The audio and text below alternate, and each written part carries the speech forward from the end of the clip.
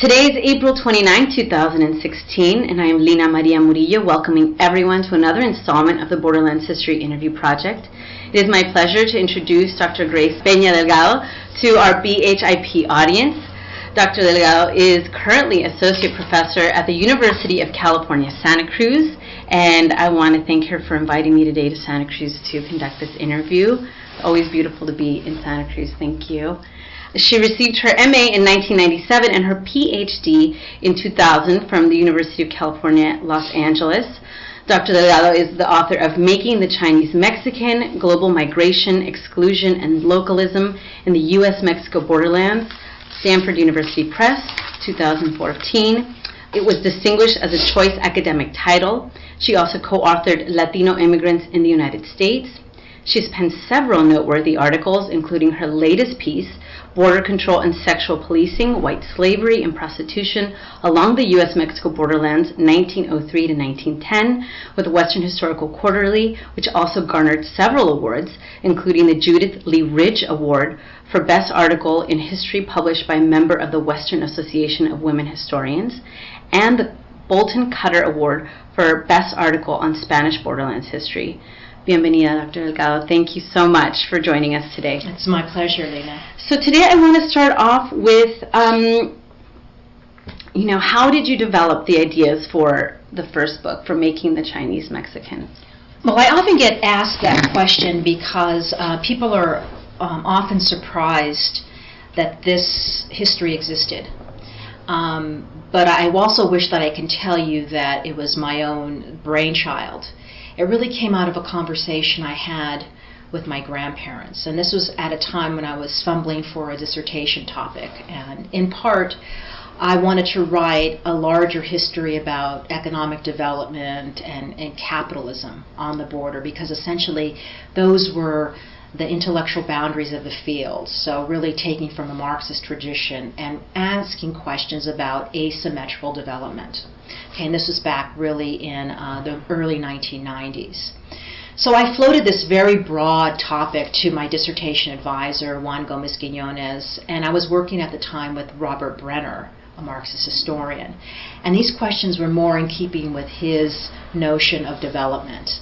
But I soon realized that the topic became unwieldy. I couldn't possibly trace development at the borderlands in the span of 200 years to really get at the questions of transformation. So I had a conversation with my grandparents, and a very informal one, and I told them what I was doing, and they were sort of just talking about their experiences in Sonora. They were both born and raised in Sonora. And it came up fortuitously that they had witnessed the expulsion of Chinese from Sonora as children.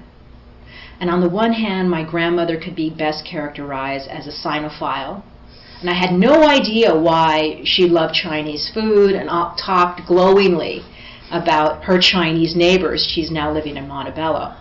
And my grandfather on the other side of the spectrum really being a Sinophobe. My grandfather also was a labor leader in Sonora. Okay. And as a child actually came to the United States at the age of 16 because he was fleeing persecution by the Sonoran state for his radicalism. So I thought, wow, I've never heard of this. And what I did was I quickly went to the historiography to find that there was really no historiography, no written history about the history of this topic. Mm-hmm. And so there was my topic. But instead of just really focusing on Mexico, there was really nothing that was borderlands about Chinese and Mexicans or Chinese-Mexican communities at the U.S.-Mexico border. So that's where I started really beginning my dissertation work. And what was the process like to create this truly sort of transnational work, visiting archives and constructing this sort of like tri-national, right? Because you also look at it's trans-Pacific, right. That was very difficult, but because essentially I had to cobble together a historiography from journal articles, okay, and one seminal author that I pulled from was Evelyn Hugh DeHart, but as you know, DeHart's work is not border, okay, it's really Sonora, and that's what I found, essentially being locked into the way in which Mexican scholars understood this particular history as state history, the history of racism in Sonora, without really reaching into even the national center of Mexico. Nor had American scholars of even the Asian American experience looked at really contrasting Asian American groups in relation to this history. So essentially I was cobbling together journal articles and calling this the historiography. But even though it was a little bit daunting as a graduate student, because I didn't necessarily have the tools in which to really formulate a topic that was in conversation with historiographical tradition, it was refreshing to know that this was really an original project and I would be among the first scholars to begin the historiography of Chinese Mexicans. How did you, visiting archives, how was that sort of process of... Right. And well, I was... As a graduate student, I was fumbling together, really looking at any material that had anything to do with Chinese community formation, their interactions with Mexicans, their trans-Pacific migration, their relationships to Mexican state makers or Latin American state makers. So again, I was essentially looking at collections that I didn't know essentially what would they result in. So I was looking for a needle in a haystack without really knowing I was looking for a needle in a haystack. And that was very time-consuming. But at the same time, I should say very refreshing, because I was looking at collections that people were not looking at. Okay, but today look out quite centrally. Yeah. And how do you think that the story that you're telling about immigration, about refugees in the borderlands changes our understanding of sort of the national narrative of immigration? What I really want that book to be understood as is really a critique of nationalism. And also, I want it to get us to think differently about the valuation of citizenship. Because in the end, there is a paradoxical sort of outcome. On the one hand, Sonoran Chinese had the protective glove, I guess you can say, of citizenship. And they did well in Mexico as citizens. They intermarried, they had strong businesses, they had transnational linkages, they had interracial families. But citizenship really did not protect them from official expulsion that was really burnished in nationalism. But if you look 100 miles north of them were Chinese families who were outside of the scope of American citizenship, fared much differently because of their relationships with Mexicans in a very sort of local, regional setting. And so also that local relationships matter, that kin and kith relationships matter, and that neighborhood relationships matter in these large borderlands contexts. And they can make a statement about the importance of those everyday relationships to people's adjustments and how they fare over time.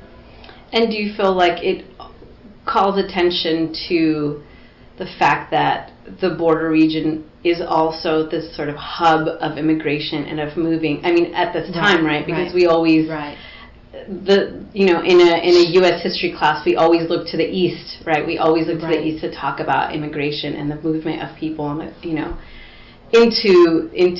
the United States. Do you feel like your book also tries to sort of decenter that conversation? And yes, I think it does. And because at this time, Europeans are also moving in from Mexico into the United States, and from the United States into Mexico, and we know too little about that history. But that history in terms of immigration control and just the fundamental movements of any people, European origin, Mexican origin, Asian origin, has its history in excluding Chinese immigrants from the United States, as well as, of course, the very opposite political project that Mexico had, which was to try to encourage immigration, into its nation to develop. Okay, and the Chinese were wanted in Mexico, but at a time when Mexicans were leaving Mexico for the United States, that engendered a lot of hostility toward the Chinese because it was perceived that the Chinese were pushing out Mexicans, young Mexicans, whereas in fact we know that was not the case. But again, this is something that we don't know much about in terms of that there is Mexican nativism, that it's very violent, it's very vociferous, and it was official nativism. And that's a critique, again, that gets lost too, because we often see and we often know too well the outcomes of American nativism, but we don't necessarily shape Mexico as a country with a history of its own horrible nativism and nationalism. And how that ends up playing out in these borderland communities. Right. It fundamentally shapes the borderland communities, and years later it can also reshape them, paradoxically, which in this story we find that it does. Yeah.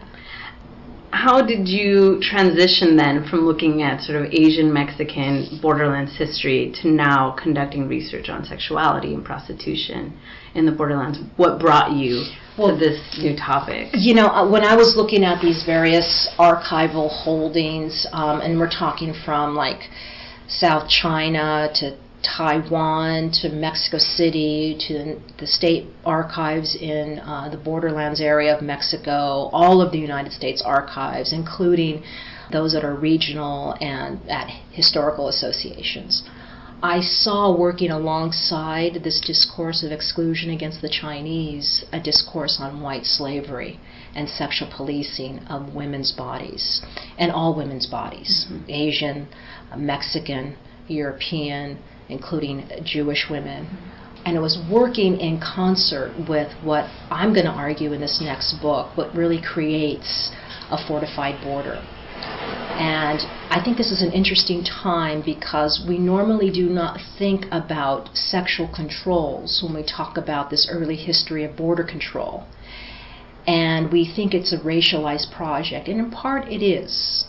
But it's also equally, and I think this is where the controversy might begin, it's equally a sexualized, sort of a gendered border of exclusion. So that's what I'm going to argue.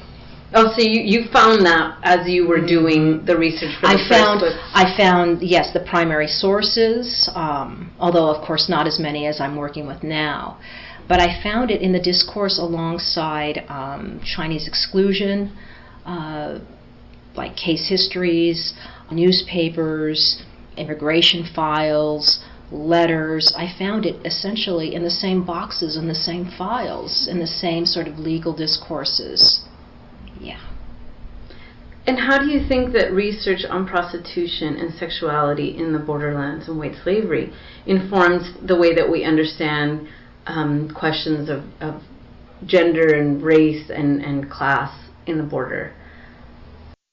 So elaborate on that a bit for me. So if we think about issues of sexual policing and sexual control, right, how does that sort of add to the historiography? I think that is growing right now in borderlands that are asking questions about gender and that are asking questions about and I think you're absolutely right. There are many scholars that are isolating gender and sexuality as a way to talk about the policing of bodies at national borders, and I think that's a good beginning.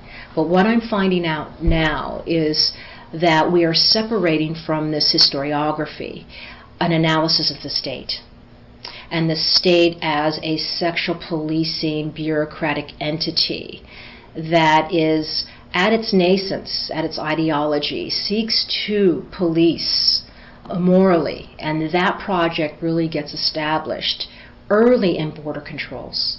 So although my project talks a lot about gender and sexuality as units of analysis, what scholars, I believe, need to do is start talking about the relationship between sexuality and gender and the state as a policing entity using the optics of gender and sexuality.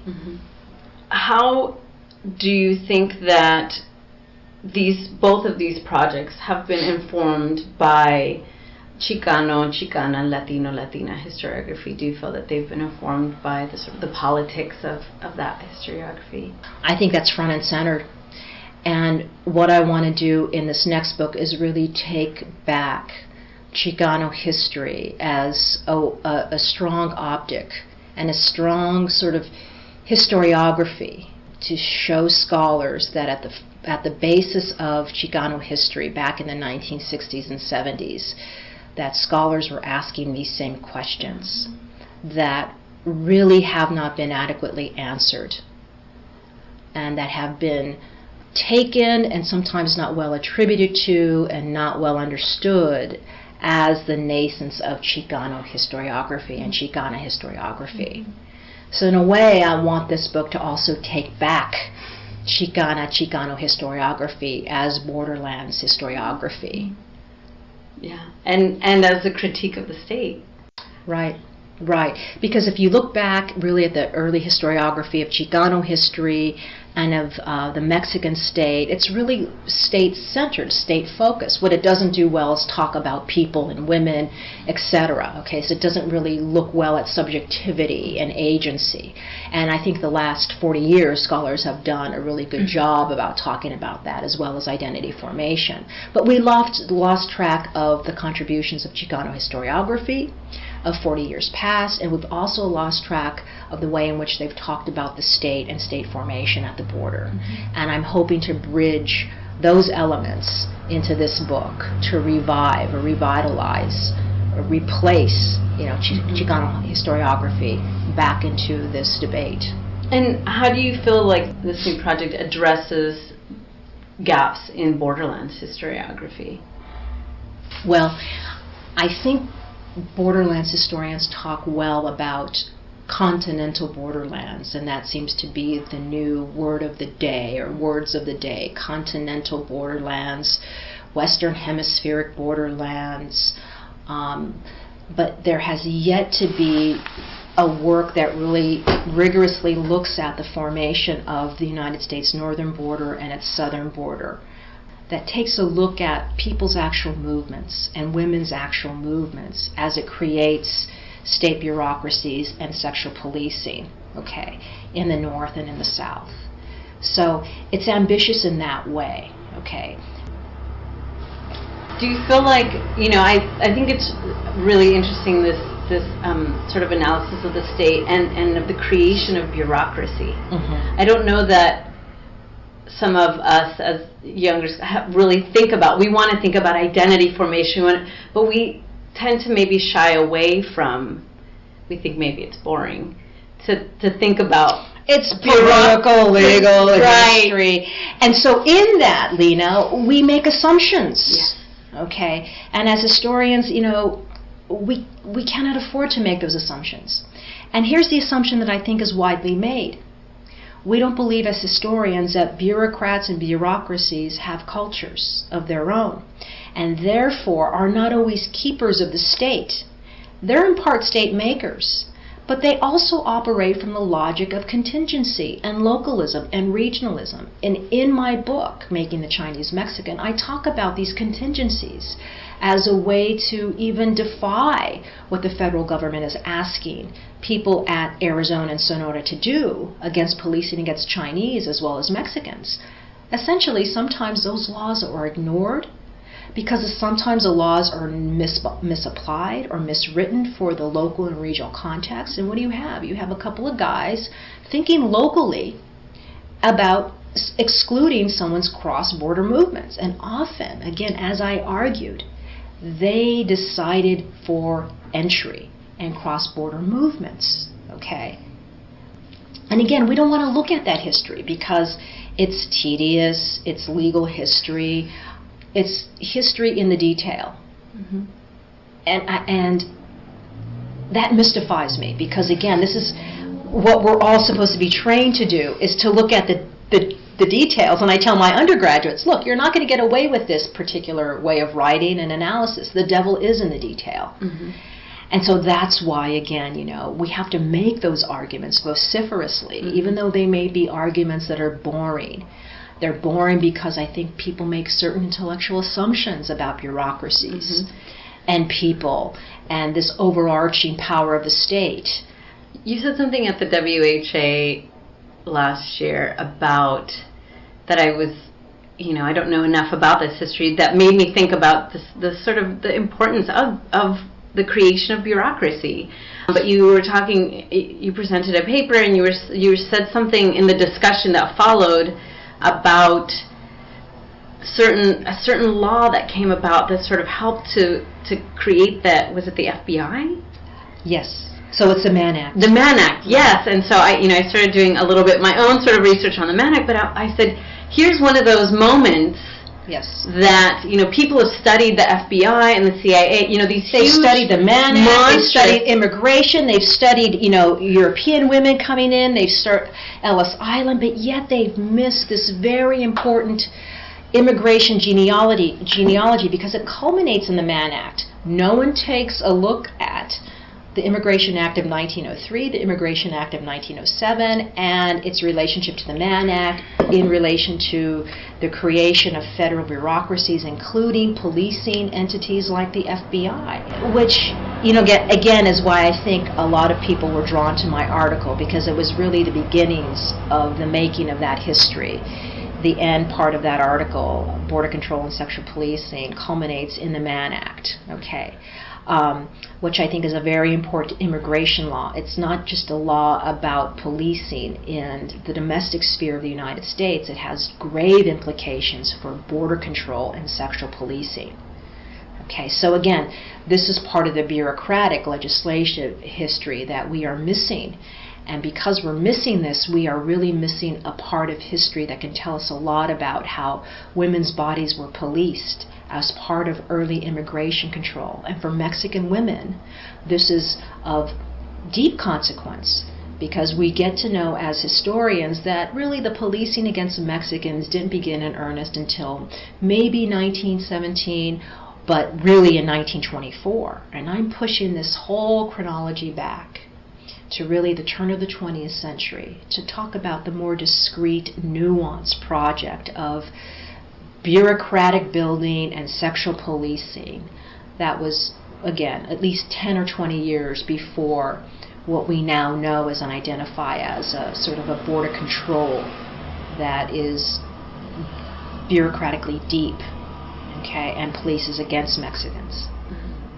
I think one of the issues too with this whole notion of bureaucracy, and this is the last question I'll ask about bureaucracy, but I think that especially when we think about Borderlands history, what I think maybe an undergraduate would think about is this sort of the master narrative of Borderlands history, right? Cowboys and Indians and violence, and that and you don't necessarily see violence, and I'm putting that in quotes, in bureaucracy, but indeed it did engender violence, right? Like there were, the notion of exclusion, the notion of control, we can sort of analyze those as...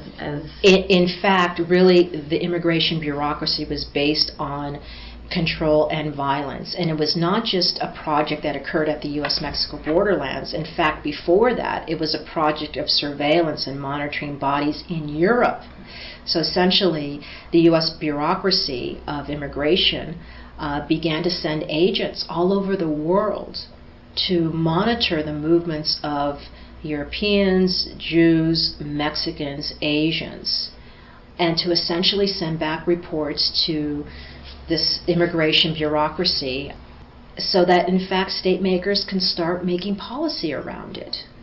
And for sexual policing, immigration agents were in conversation with local police agencies, and say, for example, in Prague, Czechoslovakia, or in Paris, France. And in fact, there are photographs about prostitutes and procurers and who were policed in these particular countries. And these photographs were sent back to the immigration agency. Essentially, these people may migrate and they look like this, and should they migrate, we have their photograph on tap as, procurers and prostitutes to be excluded.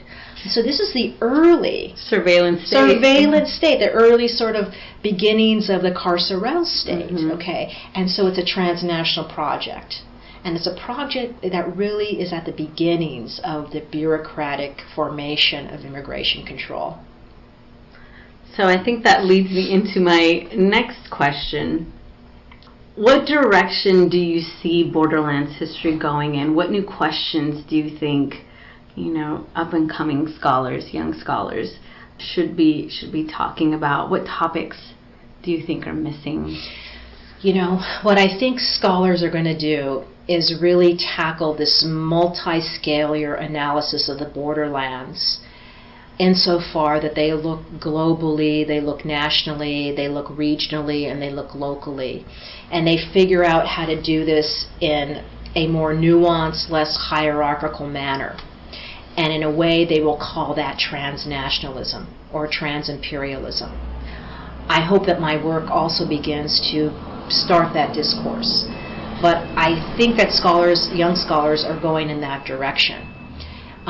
What I did in making the Chinese Mexican was I started in a very sort of hierarchical structure, going from the global to the local and maybe the local to the trans-Pacific.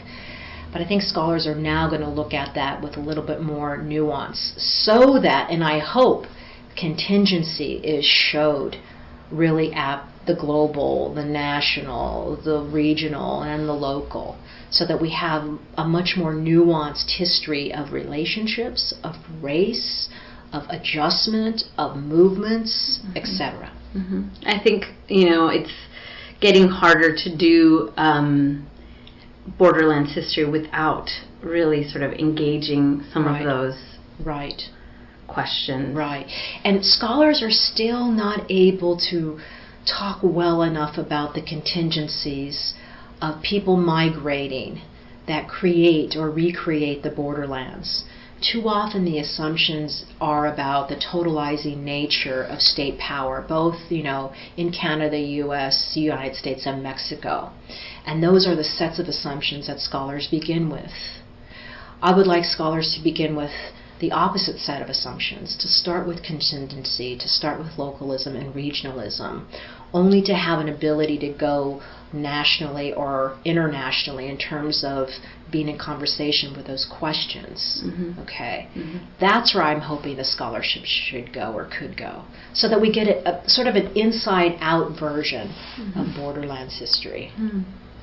And how do you think that your work, although it's obvious we've been sort of talking about, but how do you think that your work situates people of color and women in Borderlands history? Why is that important?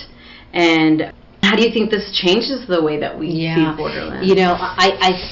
Well, we see it traditionally through large swaths of male labor migration. Those are our assumptions to begin with. I want to change those assumptions, because it's really about policing against women and children, creating a morals discourse both in Mexico and the United States, and in Canada and the United States, about the valuation of who is a legitimate citizen or a potential legitimate citizen. And it really places front and center women, and then later children, as important interlocutors of history and history making. But we have to go back really until the turn of the 20th century to start reformulating these issues and placing women and children back into history as very important, people and players. And reasons why things were controlled and patrolled the way they were. Right. How has this changed the way that you teach U.S. history? All of your research and your thoughts about Borderlands.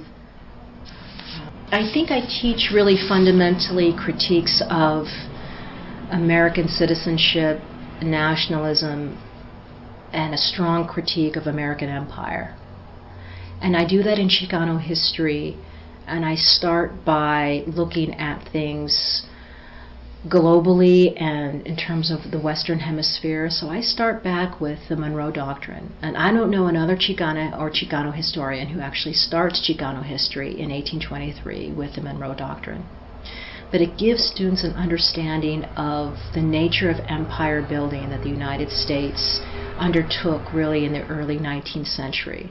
But it also places on the map firmly Latin America as an agent of early nations that sought to assert their own sovereignty, but against the marauding sort of early national power of the United States.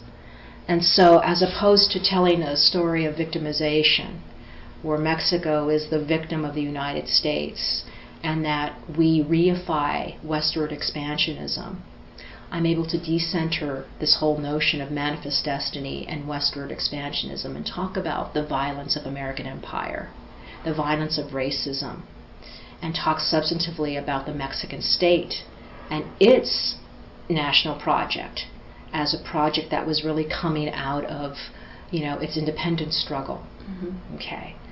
And I'm able to put forth and center this critique of race and racism, mm-hmm. so that students just don't go to a default explanation of the United States and its development as a natural manifest destiny of contiguous movements. Mm-hmm. That there's a sharper critique mm-hmm. of settler colonialism, of empire, of race.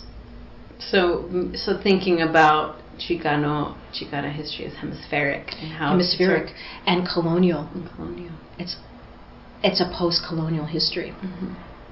And so that's how my questions in my scholarship have pushed me to rethink just how I teach Chicano history. It's really, as a post-colonial sort of feature of American history. And then from there we can talk about immigration for 100 years and make some substantial conclusions at the end of the 20th century in terms of these immigration debates.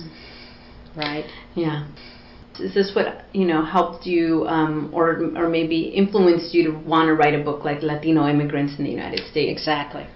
Right. And so I was also influenced by being in Pennsylvania and really understanding for the first time what it means to be Mexican, and then what it means also to be a brown person who's not Mexican, and understanding just the sharpness and the strength of American nativism and how that has constructed all brown people as being Mexican and aliens, even though, of course, most of us are citizens. Mm-hmm.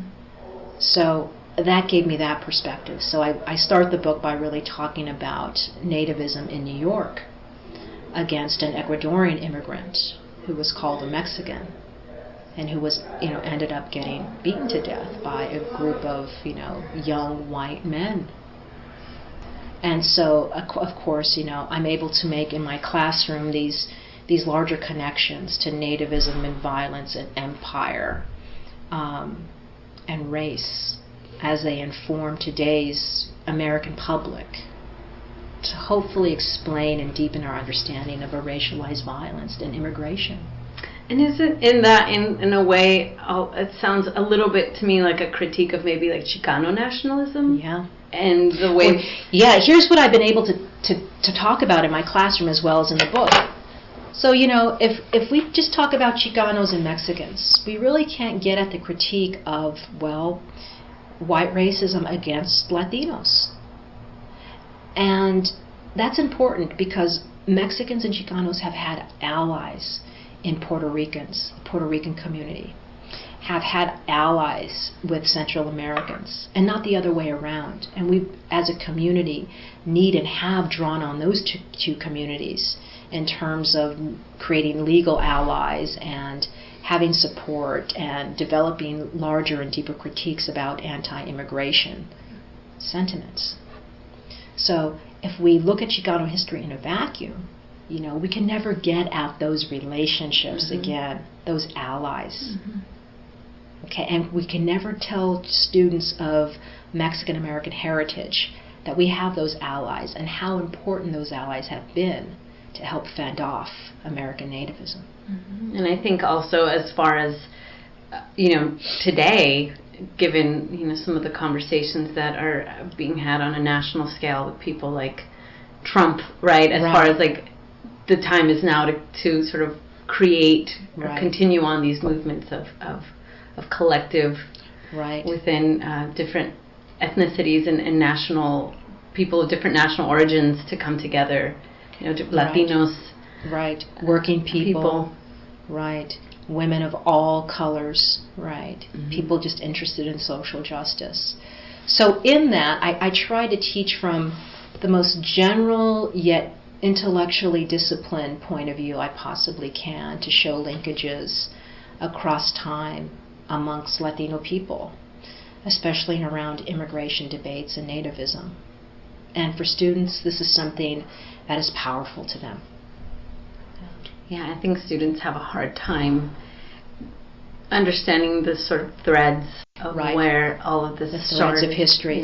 Yeah. They start thinking historically in the year 2000. Yeah, and so they have so they think that all of this just sort of happened. And there were no threads back, no linkages back, and that they reify what it is to be a Latino person and often assume that construct is mostly, Mexican. Mm-hmm. And in fact, that's not the case at all. Mm-hmm. Mm-hmm. So what is your new book? Is your new book talking about this, your last article, or you're extending that? Yes, my new book is called Sex and States, Morals, Policing, Something or Other in the Modern North American Borderlands. I have there's something like that. Yes, so it's bringing together really a North American critique of immigration control and sexual policing. Looking centrally at Canadian, U.S., and Mexico, U.S. borderlands, and looking bureaucratically at this early control of sexuality through the policing of women who are mostly prostitutes. How have you found doing both borders? I mean, difficult. Well, not only Mexico is, just in terms of the energy, it's very time consuming and it's a lot of energy, but the Canadian archivists and the archives have been interestingly stubborn about releasing information. This sort of belies our notion of what a Canadian is. I know, I'm shocked, actually. But if we think about it, Canadians are very protective of Canadians. Mm-hmm. And so I've been having some difficulty getting access to some records because one of the interlocutors that I speak about in the opening of my book, in my introduction, was a Jewish refugee from Nazism. And she was also a deportee of the Mann Act because she fell into prostitution when she came into the United States while, being a refugee from the Nazi state. And so what happens to this woman is that she falls into statelessness, right? Because she can't go back to Germany. The United States has rendered her a deportable subject because she has violated the Mann Act. So what happens to this woman? Well, she is deported to Canada. Why? Because she has married a French Canadian. But he's later deported from Canada. Okay? And she follows him to France, where she gets a divorce. Then she comes back, and Canada lets her back into its nation. Then her mother, who is a permanent resident in the United States, as is her brother and her father, falls ill in 1972. And this is maybe about 30 years later after this individual goes through all of the statelessness and crossing borders and getting divorced and coming back to Canada. And she needs to come into the United States to take care of her mother, who is ailing, right? So she sneaks across the border from Canada into the United States in some sort of remote place in Vermont and gets caught by the immigration control. And of course they look her up and go, oh my God, you're an excludable subject. You are a violator of the Mann Act. But she pleads her case to one Bella Asbug. Remember Bella Asbug? Mm-hmm. And Bella Asbug is able to lobby on her individual behalf on a law that is special to her individual case, that she be allowed to enter in the United States. So this is how long this Mann Act violation trails this woman. And it's a special act of Congress in 1974 under President Ford that allows this individual to come back to the United States to take care of her mother temporarily. And why? So you're finding most of this in the Canadian? Right, because she's deported to Canada, and Canada has a special relationship, again, with the United States in terms of accepting some of their stateless people. Okay, and that was, again, something that was a policy that came out between Canada and the United States as a result against policing against Chinese people from Canada coming into the United States. These mutual agreements, again, the legal, boring history of bureaucracies. really establish these sorts of legal parameters of how the states would act. Okay, so it's all of that history, and Canada's not willing to let me see her records in terms of how she was received on her first accusation of statelessness and why she was deported from Canada consequently. That's incredible. I wonder if it's because of sort of some of the political, issues, that they have this new prime minister who's, I mean, I don't know how long ago you went. No, this is well before him. Because it was much more conservative government, and I wonder if they were... No, it's like Canadians don't necessarily have an equivalent to the Freedom of the Information Act. They do have something like it. But it's not like, okay, well, after 70 years and that person has died, the historian or anyone can actually go in and have access to the record. They do have access laws, but it's not like that in the United States. Okay. And because I'm a non-Canadian citizen, yeah, my access is also further, circumscribed. Right. And is there anything beyond this? Or is this your baby now? Or this is my baby now. Or do you have ideas floating? She's my introduction. I need the complete story, and I'm a little bit stalled. And so I'm going back in terms of, letter writing to these archivists, and they're promising to look at the files and make determinations, but this was about 6 months ago. My first visit to the Canadian National Archives was about 5 years ago, where I knew this would be the issue. And do you have anything that you're thinking about beyond this book? Yes. Other things? Can you give us one thing one new topic that you're like, I'm starting to think about this, but I'm still working on my... I want to write a history of Jose Angel Espinosa, horrible anti-Chinese critic in Mexico, as well as Jose Maria Arana, who was his equivalent but 10 years before, and talk about anti-Chinese sentiment and Mexican nationalism as it relates to anti-Semitism in Mexico. So through these men and through this so-called intellectual history. I always feel like as historians, at some point, things lead us to biography. Yeah, and biography is a difficult thing to write. It's a whole different... Right. But the audience is potentially incredibly wide, because Americans love to read biography. We do. And this would be an interesting angle because, again, it would get people's attention in terms of Mexico's nativist project. And it links, again, to another sort of exclusion of Jews in Mexico, which is a very interesting, almost unknown history. Which I think, the whole nativist project, I think is a pushback to the U.S. nativist project and sort of how we understand those two. Right. Yeah. Thank you so much, Dr. Delgado, for You're welcome. a fascinating conversation. I want to thank you again for, inviting me to UC Santa Cruz to come for this interview, and for being so generous with your time in the Borderlands History Interview Project. You are welcome. It's been my pleasure. And I also greatly appreciate all of the folks that are listening to us today, and I hope that you've learned, have new insights on the history of Borderlands, immigration, and sexuality. I would like to also thank all the folks that have helped me create this interview, Mike Bass and Marco Morales. And please remember to like our Facebook page and to follow us on Twitter. Thank you.